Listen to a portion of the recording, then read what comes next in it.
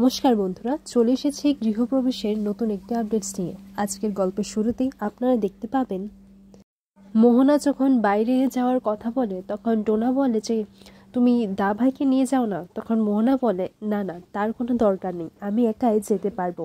এইদিকে শুভ ভাবতে লাগে যে সারাক্ষণ খালি আদি আদি করে ঘুরে বেড়ায়, সে আবার একা যাবে।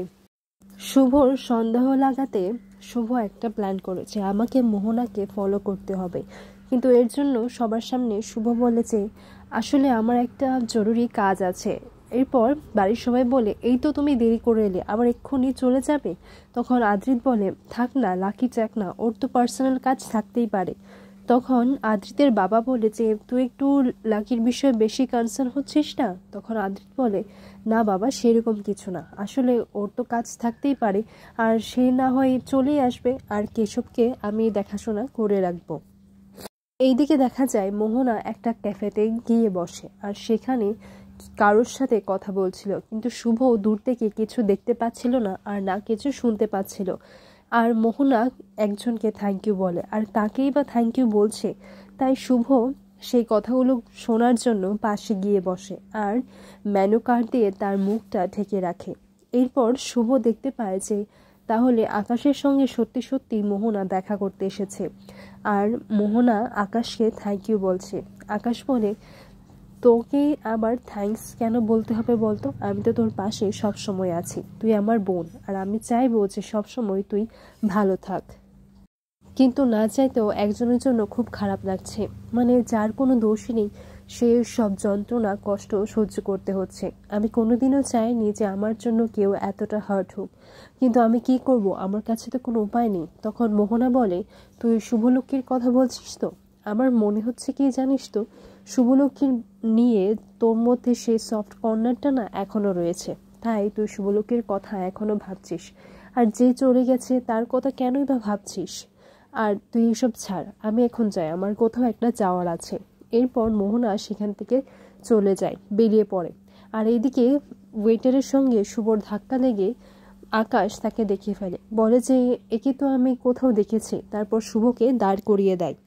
আর এরই মধ্যে মোহনাও চলে আসে, কারণ মোহনা তার ফোনটা ফেলে রেখে গেছিল। আর মোহনা এসেও লাকিকে দেখে নেয়। লাকিকে দেখে মোহনা অবাক হয়ে যায়, বলে যে তুমি এখানে? এরপর আকাশ বলে হ্যাঁ, এই তো রয় মেশিনে কাজ করে তাই না? তখন মোহনা বলে হ্যাঁ, কিন্তু তুমি এখানে কি করছো? তখন শুভ বলে যে এই রে, এখন কি আজকে এই দু ভাই বোনের হাতে আমি ধরা পড়ে যাব, সর্বনাশ হয়েছে।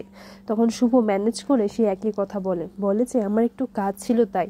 তখন মোহনা বলে ও বুঝতে পেরেছি, মানে তুমি কাজে ফাঁকি দিচ্ছ তাই তো, আর ক্যাফেতে বসে এখন আড্ডা মারতে এসেছো, আমি বাড়িতে গিয়ে সবাইকে বলবো। তখন মোহনাকে বলে যে না না, বিশ্বাস করুন ম্যাডাম, আমার পার্সোনাল কাজ ছিল। এরপর মোহনা যখন এখান থেকে বেরিয়ে পড়ে তখন শুভলক্ষ্মী মোহনাকে বলে যে ম্যাডাম, আপনি কি আমাকে একটু ড্রপ করে দেবেন, তাহলে আমার কিছু ডলারও বেঁচে যেত। আর আপনি তো প্রেগনেন্ট তাই না, তাই আপনারও যদি কারোর সাহায্য লাগে তাহলে। এরপর আকাশ বলে হ্যাঁ, শি ওয়াজ রাইট। আকাশ বলে যে হ্যাঁ, তুই ওকে নিয়ে যা, আমার একটা ইম্পর্টেন্ট মিটিং আছে, নইলে আমিই যেতাম, আর তোকে ভেবে একা ছাড়তেও আমার একটু টেনশন হবে। তাই আকাশ মোহনাকে বলে তার সাথে লাকিকে নিয়ে যেতে। আর এইদিকে দেখা যায় যে বাড়িতে টোনা স্বামীদের সঙ্গে একেবারে উঠে পড়ে ঝগড়া লেগে যায়। আর এই ঝগড়াটা তিল থেকে কিন্তু তাল হয়ে যায়, মানে বাড়ির সবাই একে অপরের সঙ্গে ঝগড়া করতে শুরু করে দেয়। আর সবটা দোষ ছিল ডোনারই, কারণ ও স্বামীদকে কথা শোনাচ্ছিল, যার বিজনেসে কোনো কন্ট্রিবিউশন নেই সেই নাকি আবার বিজনেস নিয়ে কথা বলবে।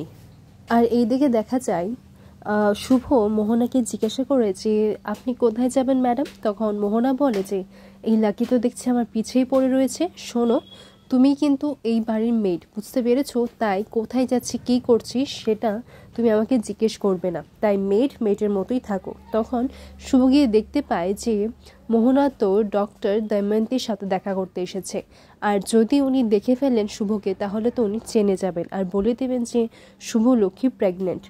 মোহনা শুভলক্ষ্মীকে বলে যায় যে শোনো লাকি, তুমি কিন্তু গাড়ির মধ্যেই থাকবে, আর গাড়ি থেকে কিন্তু কোথাও যাবে না, এখানে বসে থাকবে আর না ভেতরে যাবে। শুভলক্ষ্মী মনে মনে বলে যে আমার কি মাথা খারাপ নাকি যে ধরা পড়তে ডক্টরের সামনে চলে যাব। এরপর এইদিকে দূর থেকেই দেখা যায় যে ডক্টর চলে আসছেন, আর রাস্তার মধ্যেই তাদের দেখা হয়ে যায়। এদিকে দময়ন্তী শুভলক্ষ্মীকে দূর থেকে দেখে বলে যে তোমার সাথে গাড়িতে কে আছে? তখন মোহনা বলে যে ও ও আমাদের বাড়ির মেট।